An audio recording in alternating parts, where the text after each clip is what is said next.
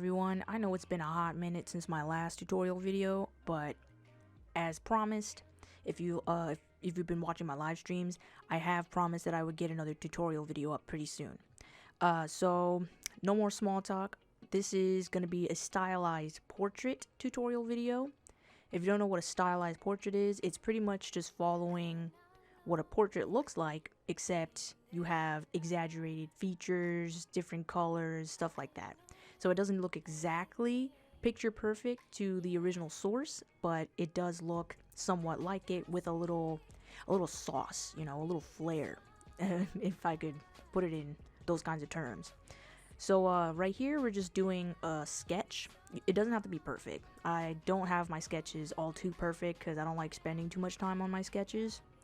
So right here you can see that the hair, I made it go flat down. So if you use shapes such as rectangles, ovals, triangles, and you incorporate that into some stylized portraits, that's how you can start to exaggerate certain features. So here you can see I'm working on the eyebrows, even though on the original picture they're not that thick, but I made them thicker so I could kind of accentuate the brows, you know what I mean? And I'm making them bigger here too. And also I am voicing over this. I'm not drawing this fast. This is sped up maybe around 2 times. So I'm not drawing and talking at the same time. That is incredibly hard for me to do, so I like to voice over. So just in case you were wondering. So yeah, here I copy paste the eyebrows, work smarter not harder. I think I'm bringing them down here a bit too, yeah. So yeah, I just go around and I exaggerate certain features of the face. I'll probably go, where am I going now? I'm making a decision right here. Oh, here we go. We're going with the eyes now. I think I made the eyes a slightly bigger. So when you exaggerate features, you can make them smaller, bigger, rounder, more square, stuff like that. You need to experiment with shapes when it comes to stylizing things. And what I mean when I say stylize, if you look at artists like J.C. Leyendecker, which is one of my favorite artists, he has a very stylistic kind of, you know, art composition.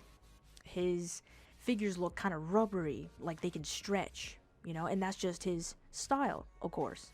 Or if you look at one of my favorite artists as well, Cedric Peyraverne, his is also stylistic. If you look at the concept art from Love, Death, and Robots, or if you look at the concept art from Dishonored, you can see that he plays around with a lot of sharp shapes.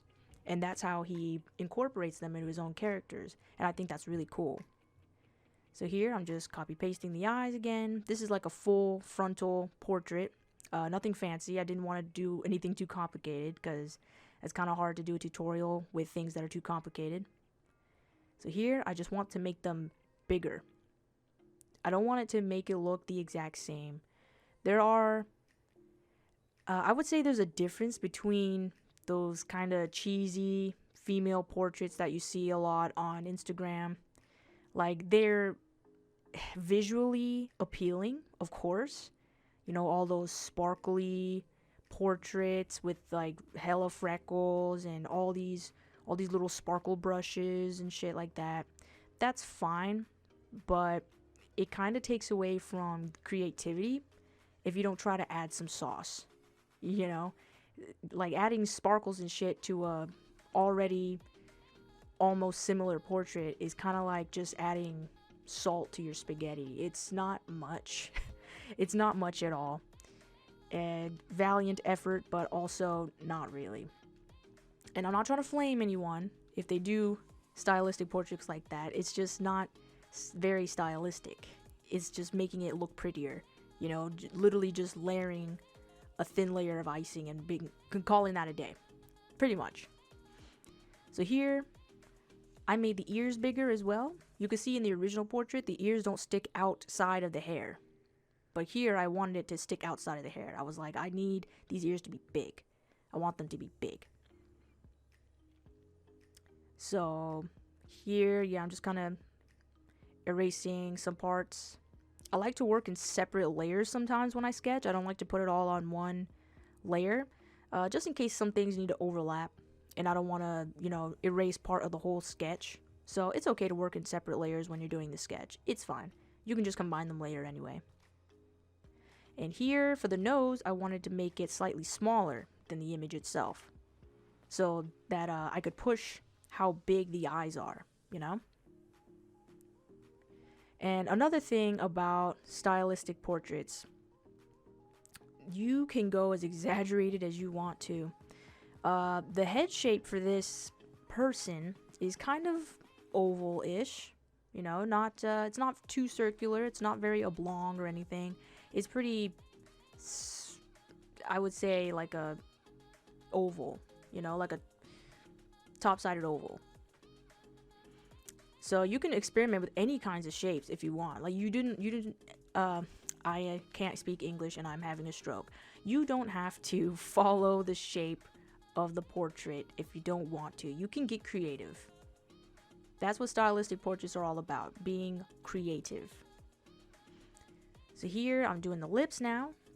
I'm drawing them a little more full than the picture itself, but that's okay. I also think I made it a bit smaller, but that's okay. This is a stylistic portrait. You do not need to follow the rules that much. You know, you just have to be lenient and experiment. So here, working on the little jawline. If you wanted to, you could kind of taper it. You know how where the edges of the jaw start, and then where the chin ends. You could taper it as much as you want to, make your head look more triangular-ish if you wanted to. It's just, I don't know. I like to keep certain rules implemented when I do stylistic portraits because I'm not one to go too far. You know, I'm not too adventurous when it comes to trying to do portraits. I don't want to go too far, you know. So like here, the ears are already big as hell. The eyes are also big. I also kind of curled the hair, like you see in the original picture where the top bangs are kind of curled. I think I might push this farther as we continue on in the video, but as for now, yeah, I tried to curl the hair just a little bit more. It's all about exaggerating features. That's all stylistic portraits is. It's not too hard. So what I want you to do, as you're sketching, you don't have to make it perfect. You can just experiment. So like if you take a character that you really like, or a celebrity, or your friend, or something, try to observe certain features of their face that you can actually exaggerate. You know, so if your friend has big ears, make them bigger. If your friend has big lips, make them bigger. Or small lips, make them small. Very small. If your friend has like huge doughy eyes, you know, like the deer in the headlights kind of look, exaggerate that. Make it apparent. You know, try to highlight their best features. That's what I did here. So the best features of this person in the photograph, their hair is awesome. Their ears are not very apparent, but I wanted them to be more obvious. So I made the ears bigger and the earrings bigger. You see how the earrings and the ears stick outside of the hair now? In the original picture, it doesn't do that. It kind of stays within the edges of the hair. But for my portrait, I wanted it to be outside. This will frame her head. You know, so you'll notice, oh, the ears and the earrings are sticking out. She has huge ears. That's what you notice. You want people to notice that, so I make them bigger. It's a simple rule of thumb. If you want somebody to notice, make it bigger. Here I'm working on the neck and around the décolletage area. I use a lot of angles when it comes to stylistic portraits. I tend to use some sharp lines. I don't like to make everything look too soft unless I'm working on a more realistic painting, but this isn't realistic, this is stylistic. So according to my style, I like to use sharp lines. Of course, if your style likes to be more soft, you know, very pleasant to the eye, not too sharp, not too angular, not too geometric, then you go on ahead and do whatever you want. So I think here we're starting to finish up the sketch. I'm just kind of fixing her head a little bit. I didn't want it to be too long.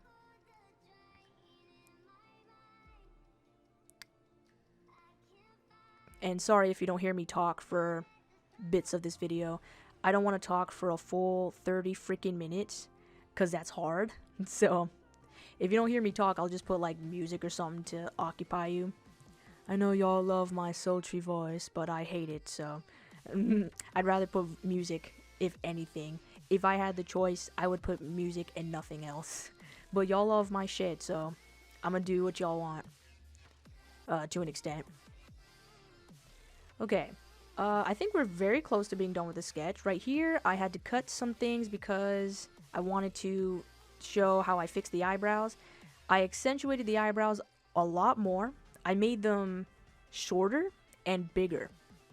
So now she looks kind of angry. I mean, all my characters look kind of angry. But I wanted to fix the eyebrows. I wanted them to be big and boxy instead of thin like in the original photograph. But Josephine, she doesn't have big boxy eyebrows. I don't care. I did it anyway. Stylistic. You do what you want. Just as long as it looks moreover like the photo itself. If you change it completely, obviously it's not gonna be much of a portrait study. It's gonna be more of a reference. But the only thing I changed about this portrait is the ears, eyes, and eyebrows, and then I made the hair flip out a bit. But that's about it.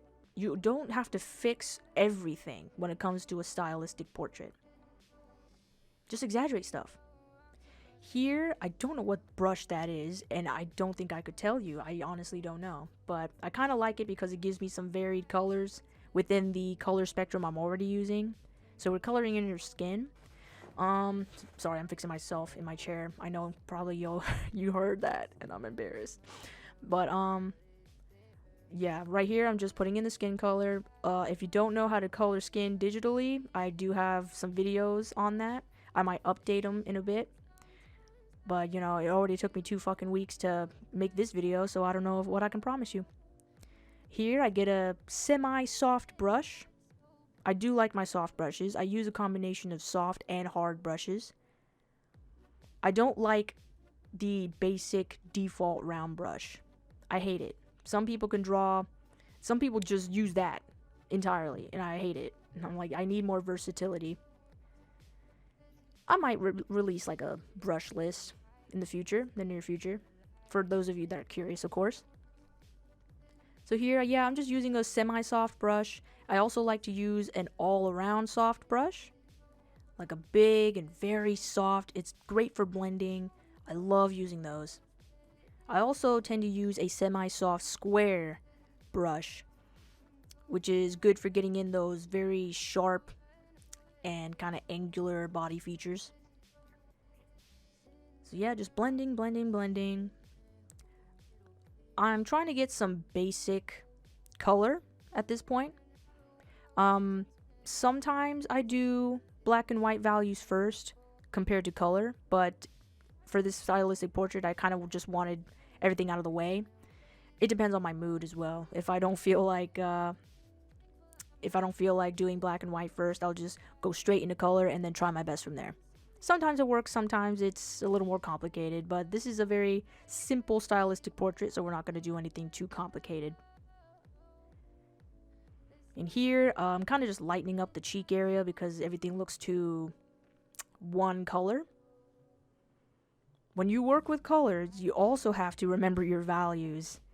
I know it doesn't work as similar as black and white, but you still have to know what you're doing when you first work with color.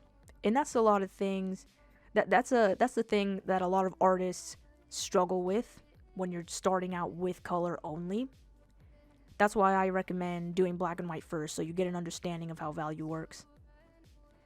And here, you can see me use the lasso tool. I started using the lasso tool about 2 years ago. Best friend. Start using the lasso tool. If you're hearing me, if you're out there and you don't use the lasso tool already, fuck are you doing? Use the lasso tool. You get a lot cleaner lines and a lot cleaner shapes. Do it. I beg of you, do it. You'll thank me later. Josephine, I hate using that. I don't care. Use it. You need to. Look at that. Look how clean that is. A lot of you sometimes ask me in my DMs, Josephine, how do you get clean rendering lines? Lasso tool, baby. Lasso tool. Look at that. I don't have to erase nothing. The shape is already there. Then I just have to fill it with color. Perfect. So here we're just coloring in the rest of the shirt. It's like a weird lilac periwinkle color. I don't know these colors, freaking. I believe the only colors that should exist is the shits in the Crayola boxes, but you know, y'all got your aquamarines and forest green, tear of a demon from the 9th ring of hell and shit. I don't know all these colors.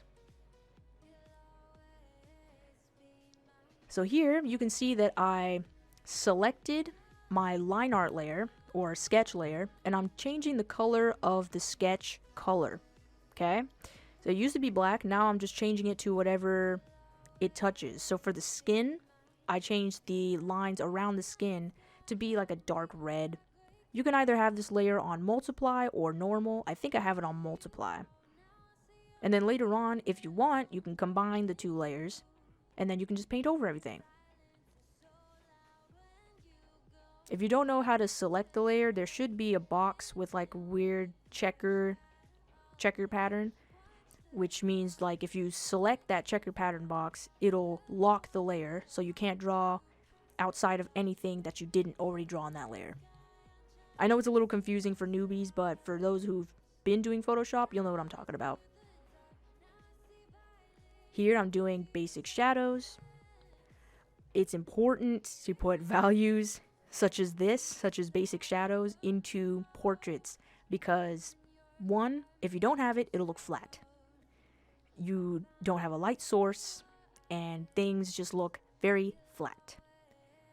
Here, I kind of made a decision that the light source would be from the top right, because you can see in the original picture that the shadow is leaning towards the left. You see underneath her chin, and there's the shadow that's on her left side of the face. So I just said, okay, top right.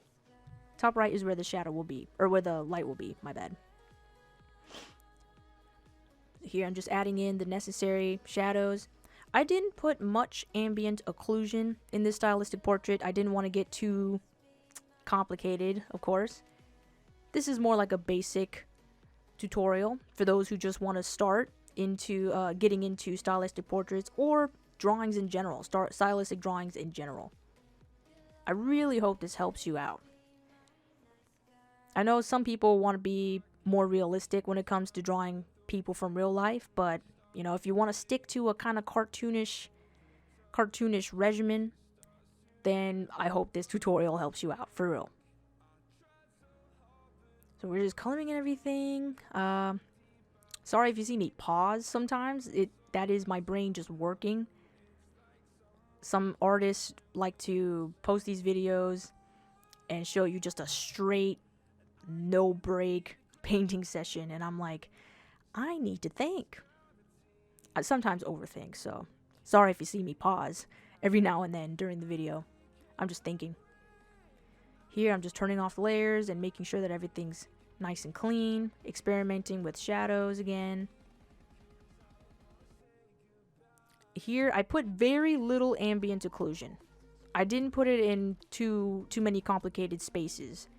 I just wanted to put a little bit so I could kind of give it some semi-realistic depth.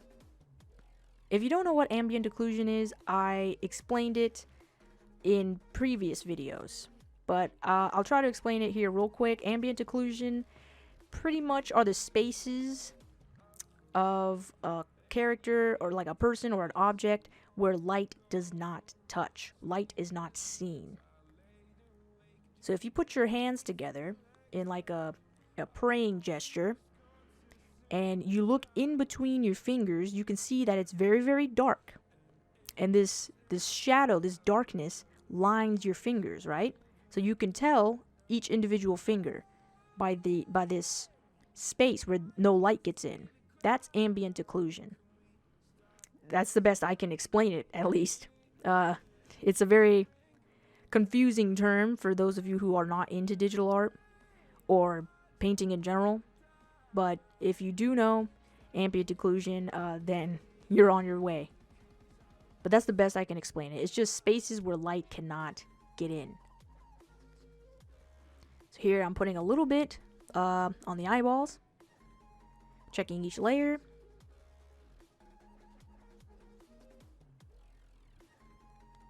Then I put a little bit on the earrings as well. It's very basic, nothing too deep. I'm not putting like three different colors of shadows or anything. I'm putting it in very basic terms right here. It's just one color. Yeah, I was semi-lazy with this portrait, but also I was just like, I don't want to make this too complicated. I don't want to spend 5 hours on this portrait. I think I only spent like maybe 3 or 4, because I wanted it to make it look pretty enough for a video at least. But other than that, I didn't want to spend 7 to 8 hours on a portrait, because that's usually how long portraits for me take when I go a more realistic route, especially. So here we're working on the eyes now. Not gonna lie, I was a little lazy with the eyes. I could have done a little better, but it is what it is.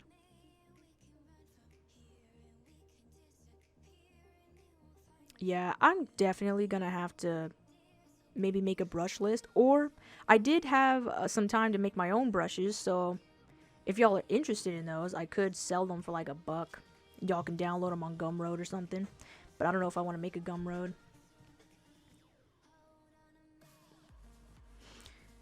So yeah, here kind of just adding some more effects, cleaning stuff up. I didn't like how sharp the shadow was, so I like to take the smudge tool, as you can see on the left side of the Photoshop screen that I have selected. I like to use that and kind of just rub it a little bit, just to soften the edge of the shadow. I like to do that occasionally because sometimes my shadows are too sharp, and I like to taper them off very slightly. Here I'm just working on very little details. That little bit of light in the corners of your eyes. Wanted to add that. I thought the face looked a little too flat.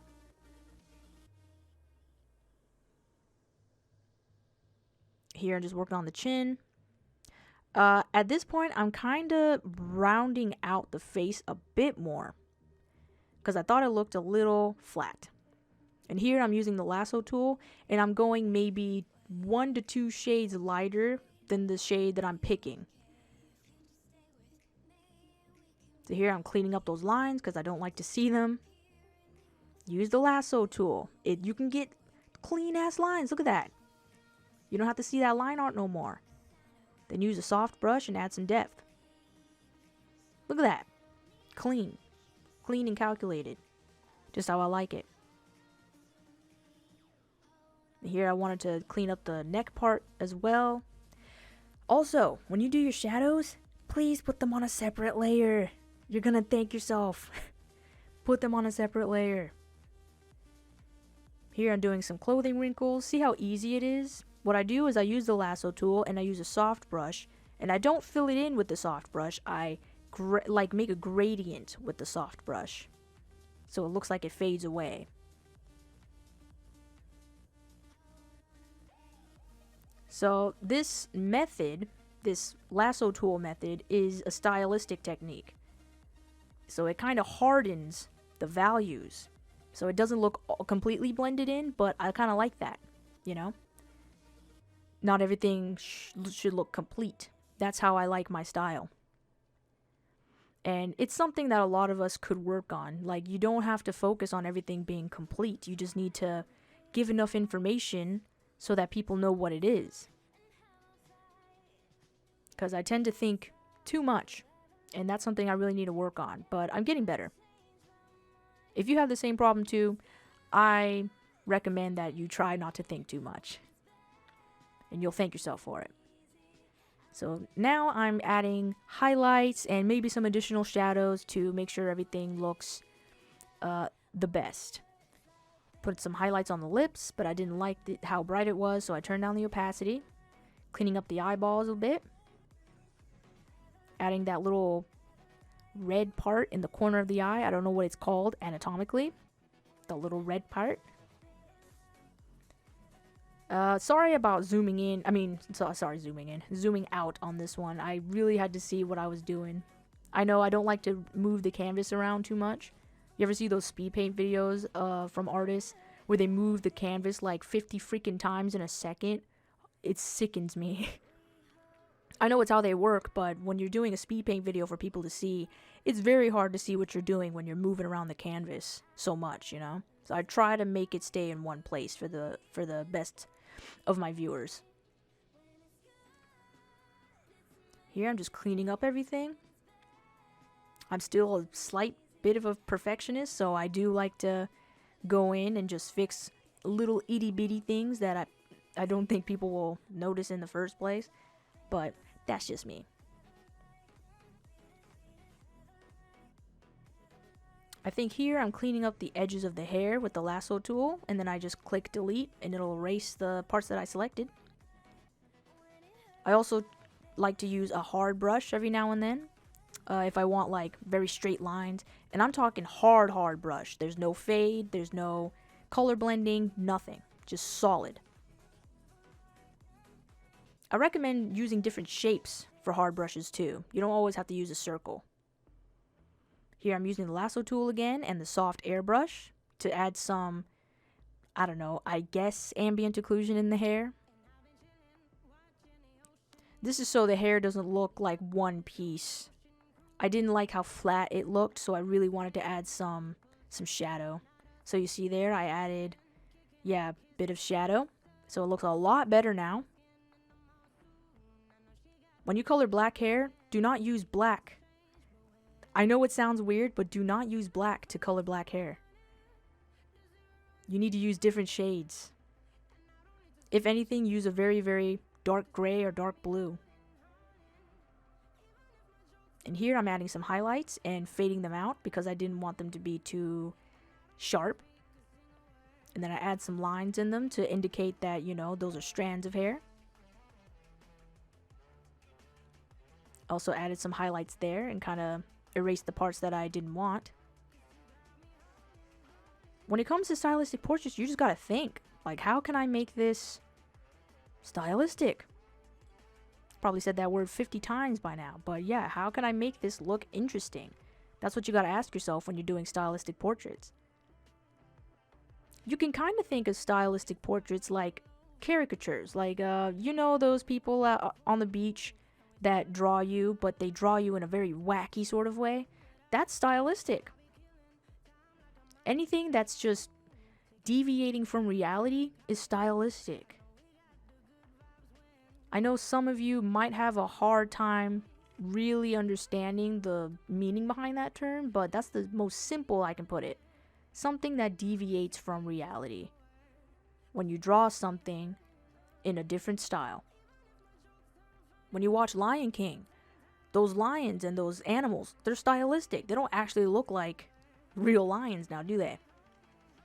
No, they have exaggerated features. Bigger eyes, more round paws, everything. Here I'm adding a little bit more shadow because I don't like how the clothes are like just directly on the body. It's glued to the body. Yeah, so basically here I'm just cleaning it up. But I hope that you guys understand what I was going for this entire video. This is a 30-minute video, I just noticed. I was talking for so fucking long. Here, yeah, cleaning stuff up. It doesn't hurt to add, like, little stuff. See, I'm adding folds in the neck because they look too flat. It's amazing what one thing can do to a flat surface, you know? Or to something that looks flat. Literally add one shadow when it's already 3D. Like, wow. That's sick, innit? I think I'm going to add a background here pretty soon. I didn't want to keep it white because I wanted to really show the values in this one. What I like to do for the background, for like the most basic types of backgrounds, I go for a light gray, kind of on the blue spectrum, and then I go to a dark gray, make it a gradient, slap it on the back. Then what you can do, you can also go for a rim light. A rim light is a source of light that hits a character or an object. Usually it comes from the darkest side of the character or object. So here you see I'm doing it on the shadow side. Because if you do it on the light side, it's not going to show very well, because there's already light there. But if you do it on the shadow side, it looks very cool. Here I'm just trying to do it. I don't put it everywhere. Don't outline the character with white. Only the parts that light will actually hit. And here, just a little bit of subsurface scattering, because light's shining through the ear. And there's blood vessels on the ear, so it makes sense that it will turn red. But yeah, that's pretty much it for this video. Here I'm just doing some color dodge type stuff. Trying to not accentuate, but trying to exaggerate the light source there a bit. Yeah, I hope you guys enjoyed this video, honestly. I know it's been a long time coming. I've been very busy. I'm trying to get things back on track, and it's been stressful. So some days I'll just be like, I don't even want to do nothing. But, you know, I need to get past that, and I'm getting a little better at it now. I can't promise that another tutorial video will come soon, but I do hope that this helps a lot of people out there. I know some people ask me in my DMs, like, oh, can you do a tutorial for this and that and this?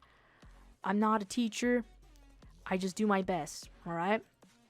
And I hope that this does get you back into drawing or helps you improve your drawing.